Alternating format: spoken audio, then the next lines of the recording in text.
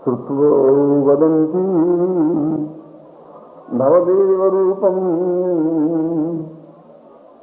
रामं सदा तुल्यमदैव तुल्यम् आत्मोन्नति पूर्वमदैव सिन्धुम्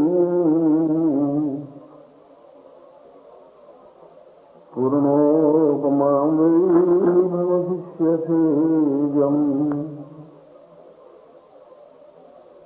आज मैं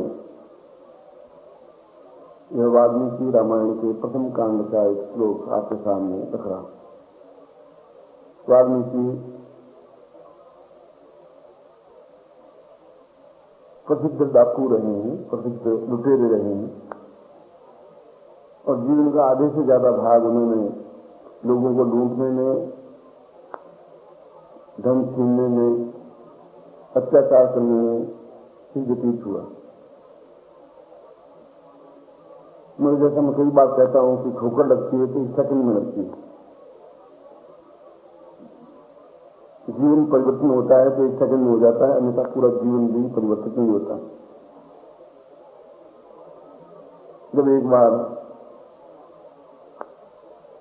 लूट रहे थे मार्ग में, उस रास्ते से नारद ओम नारायण नारायण करते हुए निकल रहे थे तो वाल्मीकि ने खुद पकड़ लिया। उसने कहा कि तुम्हारे पास क्या है, निकालो। वाल्मीकि ने कहा मेरे पास तो कुछ है ही नहीं। नारद ने कहा मेरे पास तो कुछ है ही नहीं, ये तंदूरा है जिस पर मैं नारायण की धुन बोलता रहता हूं। इनका तंदूरा गया खाली हाथ तो देवी से सुबह सुबह कोई मोहनी अच्छी हुई नहीं है, तंदूरा लाकर रख दिया। उसने और संभाला, देवीरेंद्र संभाली और नारद के पास कुछ था भी नहीं। उसने कहा जब सुकून हो गया, कैसा सुबह सुबह कुछ मिला है, कुछ माल मुद्दा मिला ही नहीं, ऐसा तो डाकू जी मिला, कैसा चलेगा। नारद ने पूछा कि तुम करते क्या हो? उसने कहा मैं लोगों को लूटता हूं, पैसे होते उनको ले देता हूं और अपना परिवार चलाता हूं। नारद ने पूछा तुम किस लिए करते हो ये सब, क्यों करते हो? उसने कहा मुझे परिवार का पालन पोषण करना है, पत्नी है, मेरे पुत्र हैं, मेरे बच्चे हैं, मेरी पत्नी है, उन सबको भोजन देना पड़ता है मुझे। तो उसने कहा क्या दूसरों को लूटना या दूसरों को मारना या दूसरों को हत्या करना क्या सब उचित है, पाप है या पुण्य है? बाद में कहा मैं भी समझता हूं ये पाप है और इससे मुझे जीवन में दुख भोगना ही पड़ेगा कि जो हम पाप करेंगे वो इसी जीवन में भोगना पड़ेगा। इस जीवन के आगे कोई पाप और पुण्य या स्वर्ग और नर्क जैसी कोई वस्तु नहीं है। यह एक कल्पना है कि मरने के बाद आदमी स्वर्ग में जाता है, नर्क में जाता है, तो स्वर्ग को भी जो भोगता है वो इसी जीवन में भोग लेता है, नर्क को भी भोगता है इसी जीवन में भोग लेता है। अस्पताल में आप जाएं तो कैसा नर्क होता है आप देख लीजिए, किसी के पांव कटे हुए हैं, किसी के हाथ कटे हुए हैं, कोई आंख से अंधा पड़ा है, किसी के खून निकल रहा है, कोई खांसी कर रहा है, कोई पीड़ित है, कोई करा रहा है और मौत मांग रहा है और मौत उसको प्राप्त हो नहीं रही है। जब भी आपको नर्क देखना हो आप अस्पताल में जाके देख आइए। जब भी आपको स्वर्ग देखना हो, किसी मंदिर, अच्छा पवित्र स्थान, कोई हरिद्वार, गंगा, जहाँ आनंद से साधु बैठे हैं, सन्यासी बैठे हैं, बिना चिंता के और आनंद मग्न होकर भजन पूजन कीर्तन पाठ साधना श्रवण करते हैं, दोनों स्थितियां यहीं पर हैं। यदि आप थोड़ा सा भी कोई मन में पाप कर्म करेंगे तो इस जीवन में इसको भोगना ही पड़ेगा आपको, और इसी जीवन में भोगते हुए ही आपको पार जाना पड़ेगा और अंत में भी आपको अपयश ही मिलेगा कि दुष्ट आत्मा थी और मर गई और बदमाश आदमी था, झूठ आदमी था, छल आदमी था। आपने कहा जब तुम मुझे मालूम है तुम पाप कर रहे हो तो पाप तुम इस पाप को तुम अकेले भोगना पड़ेगा, इस जीवन में तुम दुख भोगना पड़ेगा, इस जीवन में कष्ट भोगना पड़ेगा, हाथ पांव छूट जाएंगे, बीमार पड़ जाओगे, असक्त हो जाओगे, अपहाय हो जाओगे और अपने इसके भागी बन जाओगे। उसने कहा ऐसा थोड़े होता है, मैं अगर पाप कुछ करता हूं तो इसका शेयर एक पत्नी भी करेगी, इससे आधा फल उसको भी मिलेगा, पुण्य करूंगा तो उसका आधा फल पत्नी को मिलेगा। नारद ने कहा कि तुम जो कुछ करोगे वो तुम्हें प्राप्त होगा, तुम्हारी पत्नी या तुम्हारी माँ और तुम्हारे बच्चे इसके पाप के भागीदार नहीं बन पाएंगे। तो छोटा सा चिंतन बने हुआ। उसने कहा कि ये साधु गप्पे मार रहा है, ये केवल मुझे मूर्ख बना रहा है, बहला रहा है, साधु का काम ही है। उसने कहा विश्वास नहीं है, पूछ आ जाओ अपनी पत्नी को, तो तुम भाग जाओ क्योंकि तुम्हारे कपड़े छीनने नहीं लगे और कपड़े क्योंकि मिला कुछ नहीं तुमसे और तुम जरूर भागोगे, तुम मुझे बहका रहे हो। उसने कहा ऐसा करो, मुझे पेड़ से बांध दो पीछे और फिर चले जाओ और घर जाके मालूम करके आ जाओ। तो नारद को पेड़ से बांध दिया, घर गए, पत्नी को बुलाया और पत्नी को कहा कि देखो मैं तुम्हें सोने से जेवरों से लाभ दिया है, 2 किलो जेवर तुम्हारे गहने में तुम्हारे अंगों पर है, शरीर पर है, तो मालूम है मैं कहां से रहता हूं? उसने कहा लूट मार करते हैं और क्या करते हैं, लूट मार करके छीन करके लोगों के और तुम लाते हो। उसने कहा कि एक साधु को मिला था, उसने कहा इससे पाप होता है। उनके कहा निश्चित रूप से पाप होता ही, ये कोई शुभ कार्य है ही नहीं। शुभ कार्य सुबह जल्दी उठना है, भगवान का भजन पूजन करना है, कीर्तन करना है, प्रभु से क्षमा मांगनी है अपने पापों के प्रायश्चित की और अपने जीवन को सन्मार्ग पर गतिशील करना है।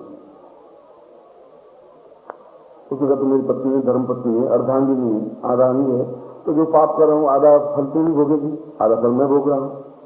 उसने कहा मैं आधा फल भोगने के लिए तुम्हारे साथ नहीं आई, पाप करोगे तुम खुद पाप का बोझ उठाओगे, मैं उसके जीवन का मैं तुम्हारे उसका सेव नहीं कर पाऊंगी, मैं उसमें तुम्हारा भागीदार नहीं हो पाऊंगी। तुम्हारे कर्म पूछे तुम कहां से अन्न लाके मुझे खिलाओगे, तुम्हारी ड्यूटी है, या तुम्हारे धर्म में मुझे भोजन करवाते हो नहीं करवाते हो, मैं तुम्हारे पाप में भागीदार नहीं हूं। एक बड़ा झटका लगा कि जो पत्नी जिसको मैं इतना सोने की जरूरत दी है वो भी मना कर रही है। माँ के पास गया, माँ को कहा कि माँ मैं दिन भर डाकू रहा हूं और बहुत मशहूर डाकू रहा हूं, रोज 8-10 हत्याएं तो कर ही देता हूं, क्या ऐसे पाप लगता है?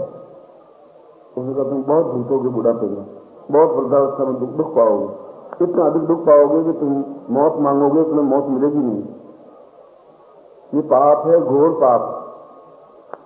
उसने कहा तुम मेरी माँ है, मैं तुम्हारे कोख से पैदा हुआ हूं, इसका फल तुम्हें भी कुछ मिलना पड़ेगा। उनका मैं तुम्हारी माँ जरूर हूं मगर तुम्हारे पाप में हिस्सेदार नहीं हूं, तुम्हारा पुण्य तुम्हारा पाप तो तुम्हारा है, मैं तो तुम भोजन कराओगे भोजन कर दूंगी, मेरा इतना ही काम है। वाल्मीकि को एक बड़ा दुख, एक आघात पहुंचा, इतना आघात पहुंचा कि सत्या की बात की आंख में आंसू आए और गया और नाद को बंधन से मुक्त किया, रिश्ता से बांधा था छोड़ दिया और चरणों में गिर पड़ा। उसने कहा कि मैं बहुत भूल में था, मैं समझ रहा था कि पत्नी मेरी है, मैं समझ रहा था कि बेटे मेरे हैं, मैं समझ रहा था कि माँ मेरी है, आज मुझे मालूम पड़ा कि कोई नहीं है, केवल मेरे स्वार्थ से बंधे हुए हैं, जो मेरा स्वार्थ समाप्त हो जाएगा ये सब छिटक के खड़े हो जाएंगे। नारद ने पहले तुम्हें कहा तुम अकेले आए हो, अकेले ही जाओगे, जो कुछ अर्जित करोगे और तुम ही अर्जित करोगे, उसका फल भी तुम्हें मिलेगा। पुण्य करोगे तुम ही धनवान, यशवान, ऐश्वर्यवान, प्रतिष्ठावान, जीवन में और समाज में सौभाग्यवान तुम ही प्राप्त हो पाओगे। वाल्मीकि ने कहा मैं आपको आज से अपना गुरु मानता हूं, आप मुझे कोई ऐसा मंत्र दें जिसके माध्यम से मैं अपने पापों का प्रायश्चित कर सकूं और इस जीवन को त्याग दें, ऐसा जीवन प्राप्त करूं जो अपने आप में पुण्यदायक कार्य है।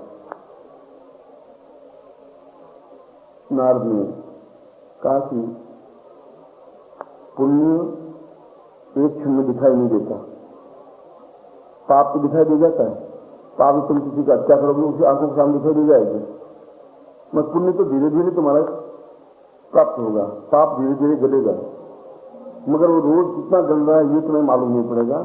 मगर रोज तुम प्रातः काल उठोगे सूर्योदय से पहले और ये तुम्हें मंत्र देता हूं गुरु मंत्र, इस गुरु मंत्र का जाप करोगे और गुरु मंत्र का जाप जिस पेड़ से मुझे बांधा है इस पेड़ की परिक्रमा करते करते करोगे, क्योंकि तुम अगर बैठ के करोगे तो उसे नींद आ जाएगी, बैठ के करोगे तो तुम्हें आलस्य आ जाएगा और नित्य 1 घंटा इस पेड़ की प्रदक्षिणा करते हुए इस मंत्र का तुम जाप करो जो करोगे जो तुम्हें मैं गुरु मंत्र दे रहा हूं। और वाल्मीकि ने उस दिन से तीर कमान धनुष छोड़ दिया और उस मंत्र का जब प्रारंभ किया जो नारद ने वाल्मीकि को दिया और एक वर्ष में उनके जीवन में इतना अधिक परिवर्तन हुआ कि एक भयंकर घोर अत्याचारी डाकू एक श्रेष्ठ कवि बन सका, साधु बन सका, सन्यासी बन सका, योगी बन सका और पूरे विश्व में उसका नाम हो सका। और इतना उच्च कोटि का सन्यासी बना कि राम भी जब ये सोचा कि मैं सीता को कहाँ रखूं, तो उसको एक ही उच्च कोटि का चरित्रवान व्यक्ति मिला वाल्मीकि कि जिसके आश्रम में सीता सुरक्षित रह पाएगी, मेरी पत्नी भी अगर सुरक्षित रह पाएगी। इसलिए उसमें याज्ञवल्क्य भी थे, गर्ग भी थे, अत्रि भी थे, कणाद भी थे, पुलस्त्य भी थे, वशिष्ठ भी थे, विश्वामित्र भी थे। मैं जितना सच्चरित्र व्यक्तित्व उसमें वाल्मीकि का था, उसमें और किसी ऋषि का नहीं था। यह एक परिवर्तन था, हर्ष के साथ, उल्लास के साथ, आनंद के साथ उस मंत्र को प्रातः काल एक जपने की क्रिया से पूरा जीवन का परिवर्तन का उदाहरण हमारे सामने। मैंने श्लोक प्रारंभ में वाल्मीकि रामायण का ही बोला, जिन्होंने इतना उच्च कोटि का ग्रंथ लिखा जिसकी तुलना में अभी तक दूसरा कोई रामायण जैसा ग्रंथ नहीं लिखा गया। राम का चरित्र जितना श्रेष्ठतम तरीके से, निष्पक्ष भाव से वाल्मीकि ने लिखा है, निर्भीक होकर के, उतना और किसी रामायण में नहीं लिखा गया। कल भी जैसा मैंने बताया था कि 100 से भी ज्यादा रामायण लिखी गई है, दक्षिण में भी, उत्तर भारत में।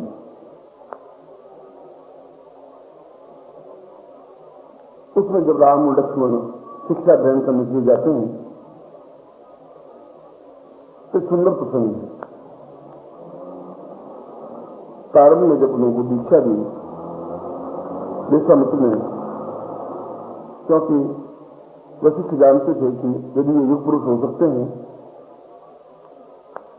दशरथ जानते थे कि यदि मेरे पुत्र तेजस्वी बन सकते हैं तो वशिष्ठ के पास रहकर के नहीं बन सकते, और विश्वामित्र के पास रहकर ही बन सकते हैं।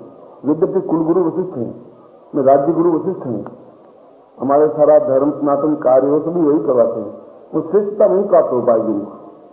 और विश्वामित्र के आश्रम में जाते हैं। विश्वामित्र अत्यधिक कठोर, दृढ़ और अनुशासन प्रिय। जिस बात की चिंता नहीं करते कि राजपुत्र हैं, उनको उसी प्रकार का कार्य करवाते थे जैसा एक गुरु अपने शिष्य को करवाता है। और प्रारंभ में प्रथम दिन उनको कहा कि तुम्हें भोजन बनाना है, और लक्ष्मण को कहा कि तुम्हें भोजन नहीं बनाना, चले जाना है और लकड़ियां काट करके साथ में गायों की घास काट के देते आना। प्रथम दिन जिस दिन पहुंचे उस दिन यही आज्ञा दी। अब राम जैसा महलों में रहने वाला एक राजपुत्र, जिसने कभी भोजन बनाने की क्रिया देखी नहीं, झाड़ू निकालने की क्रिया उन्होंने सीखी नहीं, और उनको सीधा उस काम में लगा दिया जिस काम पे आंच और गर्मी, और लक्ष्मण ने कभी घास काट के जंगल से लाए नहीं, और दोनों को दो अलग अलग काम सौंपी है। तो राम पसीना पहुंचते रहे और रोटियां बनाते रहे, तिरछी मिर्ची रोटियां बनी, कच्ची अटपटी बनी, लकड़ियां गांठते रहे, गर्मी से बुरा हाल। और आश्रम में कम से कम 60-70 शिष्य और थे, उनके लिए खाना बनाते बनाते उनको 6-7 घंटे लगे, और 6-7 घंटे बाद लटपट पसीने की तरबतर और लकड़ियों का भार, उसके ऊपर घास का भार उठा करके धम से वाल्मीकि के घर के आगे फेंक दिया लक्ष्मण ने। तो उनका मुझे शिष्य बनना ही है, ये अगर शिष्य यही बनना है तो इनकी शिक्षता इनके पास है, राम के पास है। कि तुम कहाँ फंसा दिए, तुमको, तुम भी फंस गए, मैं भी फंस गया हूँ, तुम्हारा हालत देखो, काला का चेहरा बन गया धुएं से। इसी तो वशिष्ठ अच्छे हमारे। राम ने कहा कि तुम गलती कर रहे हो, शायद मैं सोच करके कुछ कार्य किया होगा, सोच करके निर्णय किया होगा। इतना मूर्ख विश्वामित्र नहीं। शाम का 4 बजे का समय, और राम और लक्ष्मण दोनों स्नान करके जब सभी बैठे तो लक्ष्मण तो क्रोध में थे, उनसे क्या कल वापिस मुझे वापिस घास से निकालते, आज आदमी साले पड़ गए, अब कल मैं उस दरा की पकड़ूंगा कैसे।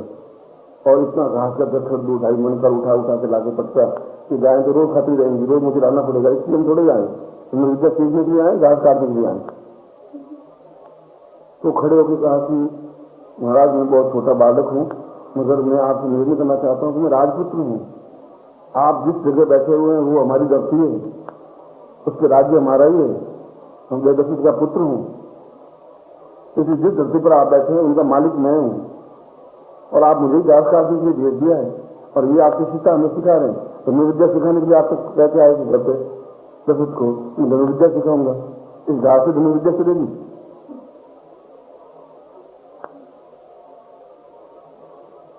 ने कहा कि तुम्हें अगले 3 महीनों तक घास ही काट खिलाना है।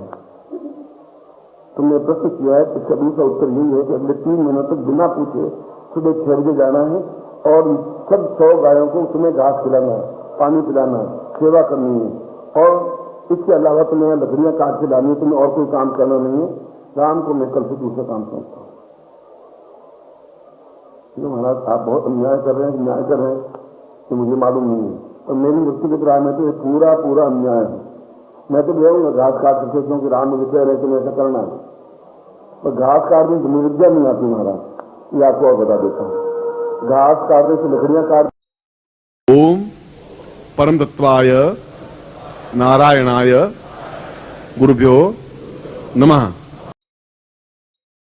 ओम ह्रीं मम प्राण देह रोम प्रतिरोम चैतन्य जाग्रय ह्रीं ओम नमः। ओम भूर्भुवः स्वः तत्सवितुर्वरेण्यं भर्गो देवस्य धीमहि धियो यो नः प्रचोदयात्।